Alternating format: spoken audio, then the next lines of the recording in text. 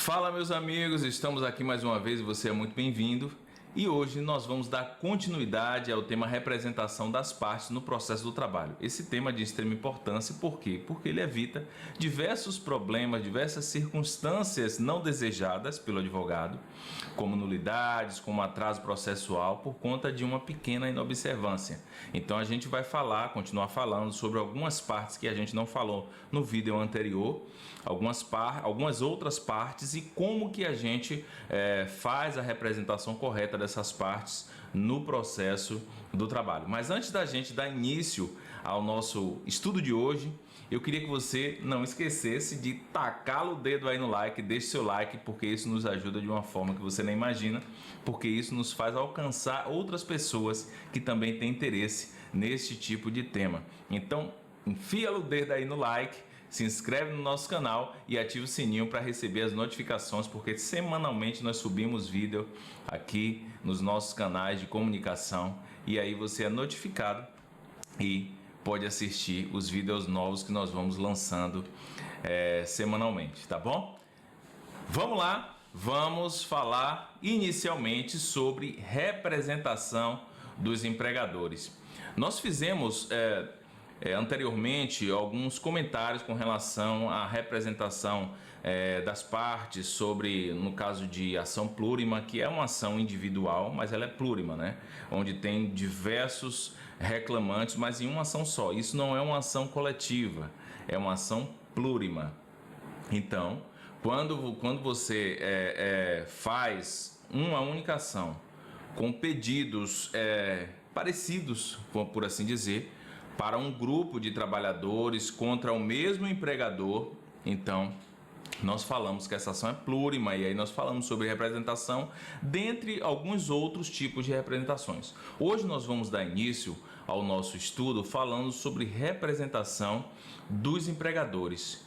Como que ocorre a representação dos empregadores? O artigo 843, no parágrafo 1º, vai dizer que é facultado ao empregador fazer-se substituir pelo gerente ou qualquer outro preposto que tenha conhecimento do fato, cujas declarações obrigarão o proponente. Então, assim, com a reforma trabalhista, nós tomamos consciência de que ao empregador dada a liberdade de escolher como que ele quer ser representado, já que ele não pode ir, ele pode mandar um gerente da empresa, ele pode mandar qualquer empregado da empresa, mas após a reforma, que diz qualquer preposto que tenha conhecimento do fato. E nós vamos ver nesse mesmo artigo, no parágrafo 3º, salvo engano, eu vou até olhar aqui para ver se realmente é esse. Parágrafo 3º vai dizer que o preposto não precisa ser empregado como anteriormente era. Então, assim, o empregador, por vezes, ele tinha a decretação de revelia pelo juízo, pelo simples fato, tá? Eu tô olhando para a tela aqui que eu tô procurando, tô abrindo aqui o artigo, a CLT. Então, assim, pelo simples fato dele não ter um preposto empregado, ou seja, muitas vezes ele nem mandava, porque não tinha um empregado que pudesse ir, às vezes, então assim, as diversas dificuldades que o empregador tinha para poder se fazer representar. Para vocês terem uma ideia, eu já passei por um caso de um cliente que chegou no meu escritório, essa ação eu nem fiz, porque é o seguinte, a empresa, ela tinha uma filial aqui na cidade de Salvador, e essa filial, só que a sede dela, a matriz dela era em São Paulo, perceba. Em São Paulo. Então, quando a empresa mandou os trabalhadores embora, um dos trabalhadores fez uma reclamação. E aí na audiência não apareceu ninguém. Aí ele falou que não apareceu ninguém, um outro reclamante também foi. Só que é o seguinte, a empresa tinha pago as verbas decisórias desses trabalhadores. E eles não costumavam fazer horas extras. Então todos começaram a reclamar hora extra sabendo que não ia. E aí veio a notícia de que a empresa não tinha ninguém para representá-la. Isso antes da reforma. Como tinha que ser um empregado, não tinha ninguém que pudesse representar essa empresa. E aí o que acontece? A maioria dos trabalhadores começaram a buscar, né, os seus direitos, que na verdade a empresa tinha pago, eles estavam buscando coisas que não eram devidas. E o pior de tudo é que a empresa era condenada a pagar por revelia, então eles faziam pedidos absurdos. Então um dos trabalhadores, dos empregados dessa empresa veio até mim, era uma pessoa até conhecida, chegou para mim e falou que essa empresa ela não tinha preposto, que ela não comparecia às audiências. E eu não quis fazer exatamente porque a empresa tinha pago. E aí depois eu soube que ele foi atrás do advogado que já tinha feito para outros colegas e fez e teve êxito na ação, enfim. São coisas que acontecem. Eu prefiro sempre trabalhar pela verdade. Se a empresa realmente deve, eu acho que a gente também tem que se colocar no lugar daquele empregador que pagou as verbas de forma correta e não deve ser punido equivocadamente, embora assim a lei dava essa possibilidade. Se fosse hoje, pós a reforma trabalhista, esse empregador podia ao menos, tudo bem, correndo um risco da confissão ficta, que a gente vai falar aqui daqui a pouquinho, mas ele poderia ao menos se fazer representar e evitar a revelia. E de repente salvar ali algum pedido, claro, com o risco da confissão ficta e ser condenado por um pedido ou outro. Mas ele teria sim essa possibilidade de hoje tentar ao menos lutar pela sua defesa.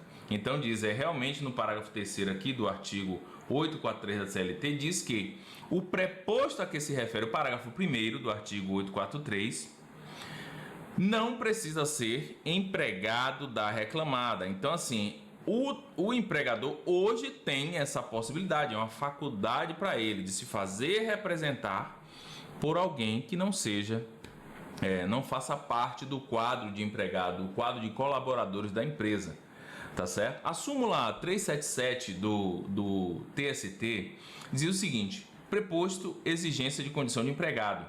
Antes da reforma, essa súmula exigia que fosse feito dessa forma. Então dizia assim, exceto quanto à reclamação de empregado doméstico ou contra micro e pequeno empresário, o preposto deve ser necessariamente empregado reclamado. Só que o seguinte, essa súmula ela caiu por terra após a reforma trabalhista, que veio e definiu, acabou com a celeuma e com toda a confusão, e inclusive com a dor de cabeça dos empresários, do reclamado, que por vezes tentavam se defender, queriam até se defender, mas por circunstâncias como essa que eu acabei de apresentar, que aconteceu com uma pessoa que seria um cliente aqui do nosso escritório e acabou não sendo, e esse empregador ele teve um prejuízo porque possivelmente pagou verbas que em regra ele não devia, certo?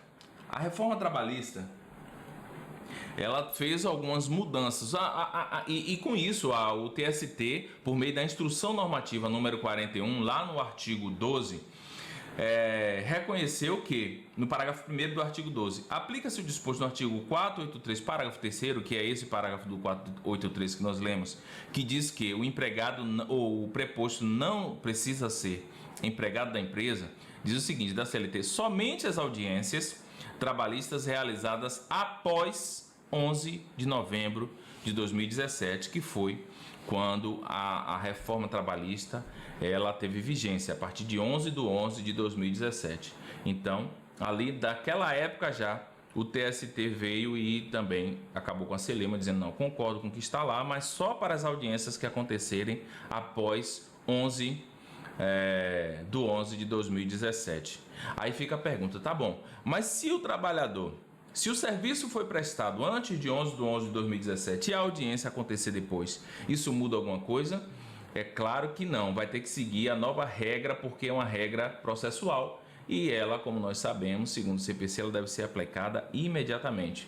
Então, essa regra da representação do preposto após 11 de 11 de 2017, essa audiência ela já pode acontecer com o preposto que não seja empregado da reclamada. Então, hoje ficou mais tranquilo para a representação, é claro, que observado todos os riscos, né? Porque se a empresa ela leva um preposto que não era empregado, há um risco grande dele não ter conhecimento dos fatos que estão sendo discutidos na lide, na reclamação trabalhista. Então, quando lhe for perguntado, ele pode confessar fictamente. Quando ele dá respostas evasivas, ele diz que não tem conhecimento dos fatos, ou quando ele simplesmente silencia. Tipo, se você faz uma pergunta O reclamante trabalhava no setor tal? Não sei informar. O reclamante trabalhava até que horas? Não sei informar. Isso é confissão ficta. Então, nesse caso, vai ser considerado que está lá na inicial. Então, tudo que também for declarado pelo preposto obriga o proponente, obriga a empresa pelo que ele está declarando. Então, existe esse risco para a audiência de instrução. Por outro lado, se for uma audiência inicial, aí é mais tranquilo. Vamos supor que a empresa não tenha ninguém para mandar para a audiência inicial, e aí você pode levar um preposto que não seja empregado para essa audiência, claro, naquelas varas em que se suspende a audiência para dar continuidade à instrução em um outro momento. Porque tem varas, é a minoria, mas acontece varas que todas as audiências elas são unas, independente do rito em que o processo ele está tramitando. Nós sabemos que o rito sumaríssimo, obrigatoriamente, tudo tem que acontecer no mesmo dia, a audiência una. Nós temos ali a réplica em audiência, a instrução processual, os despachos, todas as manifestações são feitas em audiência de forma oral. Porém, mesmo nos processos em que o rito é o ordinário, em que, em regra, a maioria das varas adotaram o procedimento de suspender o ato de audiência e marcar uma nova data para realizar a instrução. Então, no primeiro ato, nós temos a audiência inicial, em que as partes têm ali a oportunidade de fazer proposta de acordo, ou, não tendo, o juiz vai marcar uma nova data para que seja realizada a audiência, com a ressalva, é claro, quando no processo depender de prova pericial, porque aí não tem jeito, aí tem que fracionar, tá? Tem que suspender o ato de audiência e dar continuidade em um outro momento. Então, se essa audiência ela for una, existe esse risco desse preposto que não é empregado, ele entregar algo que não deveria, ou de repente dar respostas evasivas, ele silenciar a pergunta, ou ele simplesmente dizer que não sabe, tá? Então, nesse sentido, nesse momento, a reclamada ela vai ter risco. Então, qual a orientação? Se você estiver trabalhando e defendendo os interesses da reclamada, é que o preposto ele seja sempre alguém da empresa, alguém que tinha conhecimento dos fatos que estão sendo discutidos, alguém que tinha conhecimento do dia a dia do trabalhador, para que não venha, por exemplo, uma condenação por uma confissão em audiência, para evitar ao máximo, porque às vezes até o empregado entrega, mas o empregado que tem conhecimento dos fatos, pelo menos aqueles fatos que são verdadeiros e que favorecem a reclamada, dificilmente virá uma condenação, tá bom? Então nós partimos do pressuposto de que esse trabalhador, essa empresa, ela vai estar resguardada a partir do momento em que a representação ela é feita por um trabalhador, por um empregado da empresa, por alguém que tem conhecimento dos fatos. Se não tiver, para uma audiência inicial, o risco é menor, tá bom? Então, assim, independentemente do preposto ser empregado ou não, é obrigatória a juntada da carta de preposição. Então, sempre que você tiver pela reclamada, você junte. Se não tiver, claro, é um erro sanável, o juiz normalmente eles dão, na prática, eles dão um prazo para que a empresa possa juntar essa carta de preposição, um prazo preclusivo, normalmente 5 dias para juntar a da carta de preposição sob pena de preclusão. Aí você me pergunta, tá bom, então se não juntar, o que acontece? Aí eu vou lhe dizer, na prática não acontece nada. Não acontece nada, infelizmente, você está pelo reclamante, não acontece nada. Já teve casos assim, de eu até tentar ali, inicialmente lá atrás, eu tentava pedir uma declaração de revelia, porque perdeu o prazo, porque a empresa juntou bem depois, eu juntava até, esperava correr o prazo, a empresa não juntou, eu juntava uma petição dizendo que era caso de aplicação de revelia, porque a empresa não estava representada e tal, mas no final das contas, o entendimento do próprio TST é de que não tem pena a ser aplicada porque não existe respaldo legal para tal. Então, não tendo respaldo legal, qualquer aplicação de penalidade por falta de juntada da carta da carta de preposição, uma vez que o preposto esteve presente ao ato de audiência, seria inclusive cerceamento de defesa. Então, não deve ser aplicada e no fundo, na prática, isso não tem dado em nada por conta do entendimento do próprio TST e que, tudo bem, é salutar, a gente precisa entender, não existe respaldo legal, então, nesse sentido, a empresa ela vai poder futuramente juntar a carta de preposição. Na verdade, aquele prazo que o juiz dá é somente uma pressão, mas se o advogado quiser juntar até na fase de recurso, ele junta, porque não existe como haver uma penalidade neste sentido. Claro que existe a possibilidade, se o juiz, no próprio despacho que ele determinar a juntada dentro daquele prazo, ele já declarar sob pena de confissão e revelia. Se o juiz colocou isso, então você pode ficar atento. De repente, quando o juiz ele der o despacho concedendo o prazo, você já requerer que ele faça constar na ata de audiência que sob pena de preclusão e aplicação da pena de revelia e confissão. Beleza? Porque se isso aí fez constar, a parte está ciente que existe um comando do juízo para que seja juntado dentro daquele prazo. E se não juntar dentro daquele prazo, há uma pena a ser aplicada que já foi ali previamente determinada. Então, é importante você ficar atento, porque se o juiz somente fizer constar que é sob pena de preclusão, não vai dar em nada. Então, você pode reforçar, excelência, faça constar sob pena de preclusão e aplicação da revelia e confissão. Porque aí nesse caso ele perdeu o prazo, aí não tem jeito, porque ele já estava ciente do que estava prestes a acontecer, certo? Então é importante você estar ligado, porque do contrário não vai dar em nada. Uma vez que ele foi avisado previamente das consequências da não juntada no prazo concedido pelo juiz, aí sim não vejo por que não haver uma aplicação de uma penalidade, certo? Vamos lá. Vamos falar sobre um outro tema agora, que é sobre o tema advogado e preposto. Pode o advogado ser preposto no mesmo processo em que ele atua como advogado? Não pode, meus amigos. Não pode, ok?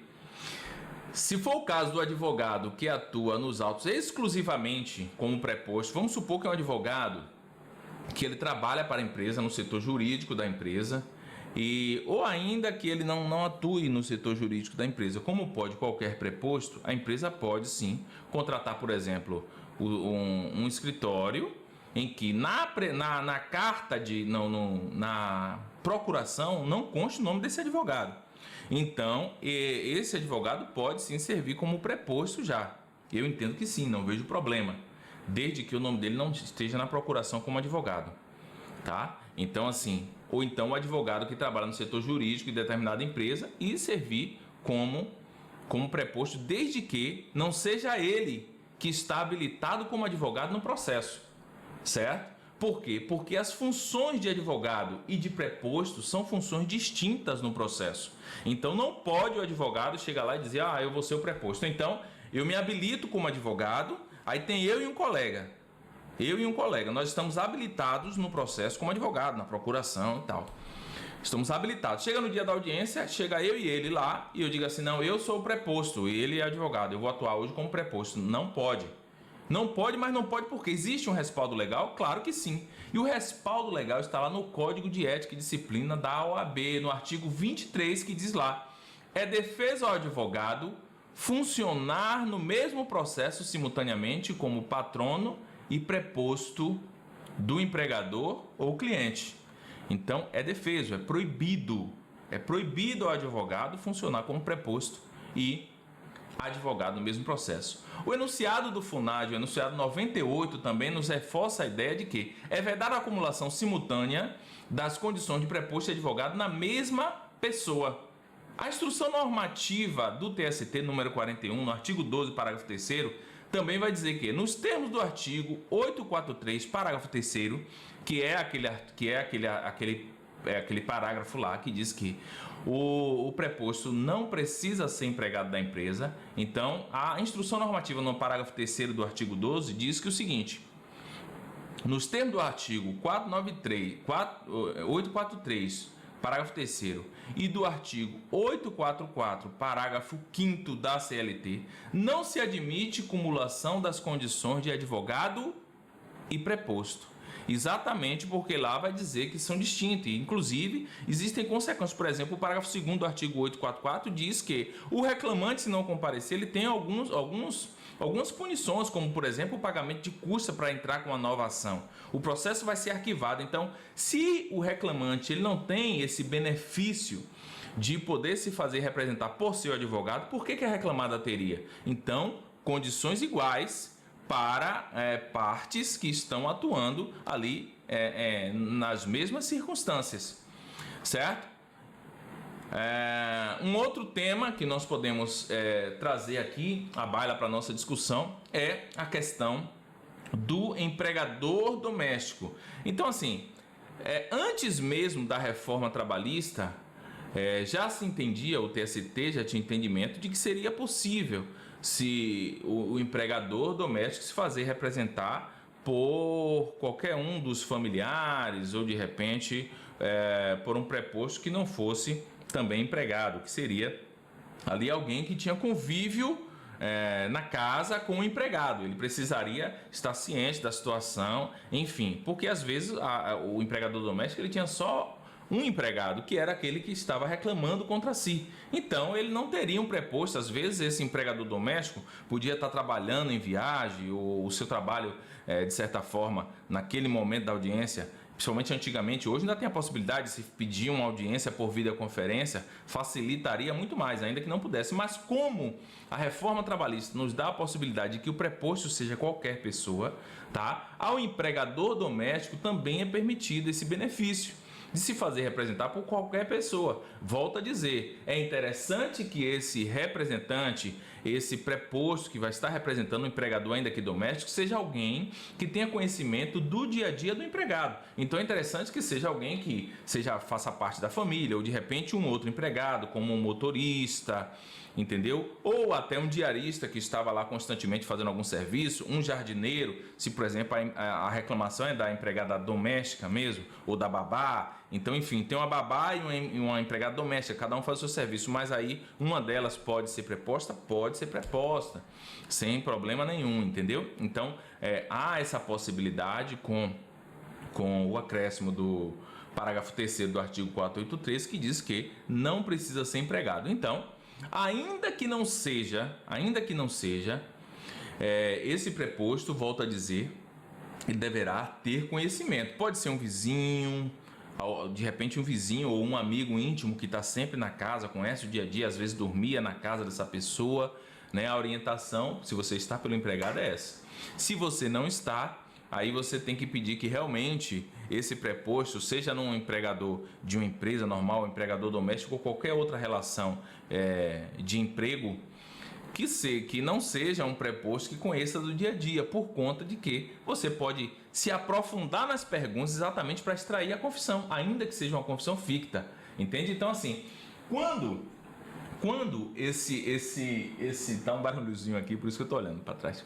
Quando esse trabalhador, esse empregador, ele traz um preposto, você tem conhecimento que esse preposto não é empregado, então há uma possibilidade, se for um empregador doméstico, claro, se for alguém que é do convívio familiar, alguém que é da família, é alguém que normalmente tem conhecimento dos fatos. Mas se você perceber que não tem, aí é que você tem que, entendeu? Extrair pergunta, formular perguntas de forma que você possa realmente extrair a confissão para o tema em específico que você deseja, tá? Então a representação, para a gente fechar aqui, empregador doméstico, do empregador doméstico, hoje ela também pode ser por qualquer pessoa, ainda que não seja alguém que esteja no convívio familiar, o que seria necessário anteriormente à reforma. Hoje pode ser qualquer pessoa, pode ser um vizinho, pode ser um amigo, sendo que se o empregador ele envia qualquer pessoa, ele tem que assumir o risco de responder pelos danos, né, de tudo que for dito, ou de repente que nem for dito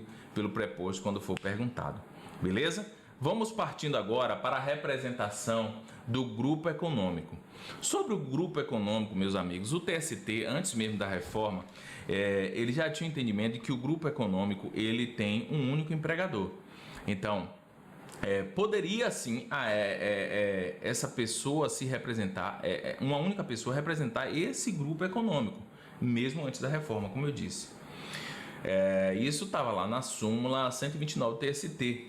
A súmula 129, ela fala sobre grupo econômico, contrato de trabalho, e diz assim: a prestação de serviço a mais de uma empresa do mesmo grupo econômico durante a mesma jornada de trabalho não caracteriza a coexistência de mais de um contrato de trabalho, salvo ajusto em contrário, salvo se isso estava claro no contrato de que era mais de um contrato de trabalho. Se não estava, era um mesmo contrato de trabalho, e por isso não existia e não existe hoje também óbice de que este empregador ele se faça representar, esse grupo de empregadores se faça representar por um único preposto, porque se tratava de uma prestação de serviço para multiplicidade de empresas e que era um único contrato, certo? O que foi consolidado, é claro, com a reforma trabalhista. Beleza, vencido aí grupo econômico, foi algo mais específico, direto, e agora nós vamos tratar sobre representação de condomínio. Representação de condomínio. Na audiência trabalhista, o condomínio é representado, em regra, pelo seu administrador ou pelo síndico. É o que está lá no artigo 75 do CPC, no inciso, salvo engano, no inciso 11. Artigo 75, inciso 11 vai dizer quem são as pessoas que podem representar determinadas empresas ou entidades que vão ser as pessoas aptas para estarem representando, tá? Entretanto, a Lei 2.757 de 56, ela restringiu essa representação lá no seu artigo 2º, dizendo o seguinte: são considerados representantes dos empregadores nas reclamações ou dissídios, movimentos na Justiça do Trabalho, os síndicos eleitos entre os condôminos, certo? Porém, com a reforma essa discussão se encerrou. Não existe mais discussão se simplesmente teria que ser o síndico, porque isso, de certa forma, dificultava aos condomínios, porque essa lei ela restringia de forma específica para as reclamações trabalhistas de que o representante fosse o síndico. Então existia o fato de, por exemplo, anteriormente, chegar o administrador e o reclamante pedir a decretação de revelia, a declaração dos efeitos da revelia, declaração dos efeitos da revelia, por conta de que esta lei especificamente dizia que o representante dos condomínios deveriam ser os síndicos, e aí, de certa forma, causava um prejuízo para os condomínios quando precisavam representar na Justiça do Trabalho e que o síndico, por algum motivo, não pudesse comparecer. E essa celeuma também foi extirpada, foi exterminada, por assim dizer, com a reforma trabalhista, ao estabelecer que qualquer pessoa pode representar. Então, o condomínio ele também está inserido nesse contexto de poder ser representado por qualquer pessoa. Volto a dizer, se você é advogado do reclamante, é interessante que você leve um representante que saiba dos fatos, que sabia do convívio diário do trabalhador na relação de emprego entre as partes, porque se for uma parte que não tenha conhecimento, o risco é grande, a não ser que se trate de audiência inicial. Na audiência inicial, é claro, tem ali para as varas e para processos que tramitam pelo rito ordinário, existe a suspensão do ato para a continuidade da instrução em outro momento. Então, se não vai haver a instrução, sim, pode não acontecer, embora sim, na prática, o que você deve estar precavido? Às vezes você chega na vara e tem um juiz lá que está substituindo o juiz daquela vara. Então o juiz daquela vara ele costuma suspender a audiência e dar continuidade no momento posterior. Então, chega um juiz substituto, alguns juízes respeitam como o juiz daquela vara faz. Como é que faz aqui? Eles perguntam ao secretário e ele fala, então vamos respeitar como ele faz. Alguns outros juízes não, eles já costumam querer adiantar o processo e já fazem de forma audiência una, independente do rito em que tramita o processo. Então, você tem que estar ligado nessa circunstância que pode ocorrer, tá? Então, é sempre bom você ligar um dia antes, porque se tiver um juiz que vai estar substituindo, o secretário vai dizer, ó, aqui normalmente se suspende, já aconteceu comigo. Mas como o juiz que vai estar amanhã aqui é um juiz de outra vara que está substituindo o juiz desta vara aqui, porque não tem juiz substituto ou por qualquer outro motivo, eu não sei informar. Então, se eu não sei informar, é importante que você esteja atento para levar um preposto que tenha conhecimento dos fatos e que, inclusive, até de preferência que seja empregado da empresa, beleza? Seja qualquer uma, condomínio ou qualquer outra empresa, qualquer outra espécie de empregador, exatamente para você não correr esse risco de confiar de que a vara faz audiências suspendendo o ato para continuidade em momento posterior. Então fique atento a isso. Sempre é bom sempre ser precavido para você não ser surpreendido na hora da audiência e dizer, ah, mas a vara aqui faz assim. E aí você pode ter uma resposta do juiz dizendo, a vara faz assim, mas quem está aqui hoje sou eu e eu faço todas as audiências unas. E aí já era.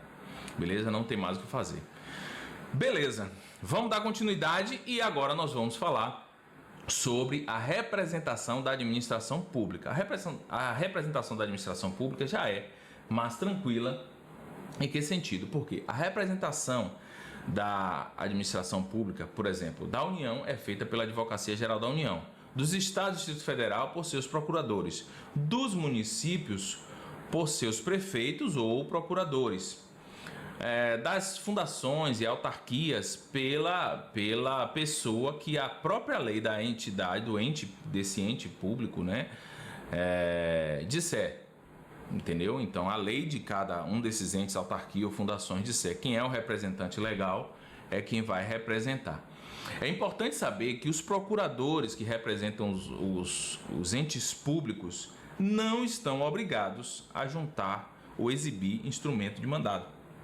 Esses procuradores, eles precisam tão somente se declararem, né, se identificarem ao juízo como sendo procurador do Estado, como sendo advogado-geral da União. A súmula 436 do TST diz que o seguinte: a União, Estados, municípios e Distrito Federal, suas autarquias e fundações públicas, quando representadas em juízo, ativo e passivamente por seus procuradores, estão dispensadas da juntada de instrumento de mandado e de comprovação do ato de nomeação. Aí o inciso 2 diz, da súmula 436. Para os efeitos do item anterior, é essencial que o signatário, ao menos, declare-se exercente de cargo de procurador, não bastando a indicação do número de inscrição da Ordem dos Advogados do Brasil. Então, às vezes, você chega quando você chega na audiência, o que acontece é que o secretário pede o número da OAB. Então, você informa. Então, esse representante de ente público, que seja um advogado-geral da União, seja um procurador do Estado, procurador do município, ele precisa se declarar como sendo essas pessoas, esses representantes nessa condição, né, além da apresentação da sua OAB. Beleza? Às vezes uma carteira funcional também, nada impede desse profissional apresentar a sua carteira profissional, mas é muito difícil, embora sim, tem doido para tudo hoje, né? Alguém chegar numa audiência e dizer que está representando, por exemplo, um município ou a União, não sendo um profissional aprovado em concurso público e apto para exercer aquele cargo. Em que pese, assim, nós já tivemos casos aí que foi difundido em todo o Brasil, de pessoas que se diziam advogados e que estavam ensinando para as pessoas sobre diversos temas de profissionais, se declarando advogado, e depois essa pessoa acabou sendo até presa, sofrendo processo criminal, porque ela se declarava como advogada sem ser, né? A gente sabe do risco, mas tem doido para tudo hoje. Então eu já vi tanta coisa que hoje eu já não duvido de mais nada. Tinha coisa que antigamente eu olhava assim, meu Deus, como que a pessoa tem coragem? Hoje eu já não duvido mais de Absolutamente nada. Tem gente que tem coragem para tudo. Beleza, representação da massa falida. Então vamos lá, o que é a massa falida? A massa falida é o conjunto de bens, direitos e obrigações da empresa em falência, da pessoa jurídica em falência. Então, segundo o artigo 75 do CPC, lá no seu inciso 5, vai dizer que a massa falida ela é representada pelo administrador judicial. Então, quando a empresa ela está em falência, está no processo de falência, o juiz ele vai declarar lá quem é o administrador judicial. Então, esse administrador judicial é a pessoa competente para estar representando. Então tá. Então, a massa falida em uma reclamação trabalhista, ela só pode ser representada pelo administrador judicial, segundo o CPC? Não. Se for uma reclamação trabalhista, ele pode, por meio de uma outorga de poderes, se fazer representar por um preposto qualquer, segundo o artigo da CLT. É uma massa falida, mas o administrador, ele outorga poderes para que um preposto possa lhe representar. Então, pode ser também qualquer pessoa que tenha, na verdade, a dica inicial é que seja uma pessoa que tenha conhecimento dos fatos que estão sendo alegados, tá bom? Pelo risco. Beleza. E agora nós vamos falar sobre um tema que eu deixei para falar aqui já no finalzinho do nosso vídeo, que é a substituição de preposto em minutos antes do início da audiência. É possível que, quando estiver próximo de acontecer a audiência, o advogado, tendo conhecimento de que o preposto atrasou, ele não chegou, ele pegue um preposto ali qualquer, uma pessoa conhecida sua, de repente alguém que trabalha até num escritório, um colega, alguém de última hora. Se for um advogado, pode ser também, que está em outro processo, servir como preposto? Pode. Não existe impedimento legal. Eu não vejo impedimento legal para que o advogado da reclamada, tá, para que a reclamada não sofra aí as consequências da declaração dos efeitos da revelia, como confissão, enfim, ele pode pegar um preposto de última hora. Se você estiver pela reclamada, se estiver passando por esse momento de dificuldade, você pode fazer isso? Pode. Há impedimento legal? Não há impedimento legal. Agora sim, pode haver algumas consequências? Pode, cujas consequências eu vou explicar. E se você estiver pelo lado do reclamante, é o que eu indico você fazer também. Então, assim, existe um impedimento legal para que se faça isso? Não. Então, o advogado da reclamada, a reclamada ela pode sim, ali de última hora, vendo que o preposto que deveria estar lá não compareceu, pegar um preposto qualquer e fazer comparecer a audiência. Se você for advogado do reclamante, você pode, sabendo desse fato, nada impede que você informe ao juiz que esse fato ocorreu. Momento em que o juiz deve perguntar ao preposto. Você dizia até que, inclusive, quer fazer algumas perguntas nesse sentido. Então, o juiz ele deve fazer perguntas ao preposto e você pode também, nada impede de você fazer algumas perguntas nesse sentido. Em que momento foi que você foi? O juiz vai perguntar, você foi chamado agora? Se o preposto disser que sim, se a resposta dele for afirmativa, então, o que pode acontecer? O juiz pode, de ofício, vamos dizer que essa vara que você está, ela faz a suspensão do ato de audiência. Então, audiência inicial e, posteriormente, numa nova data, audiência de instrução, prosseguimento com audiência de instrução.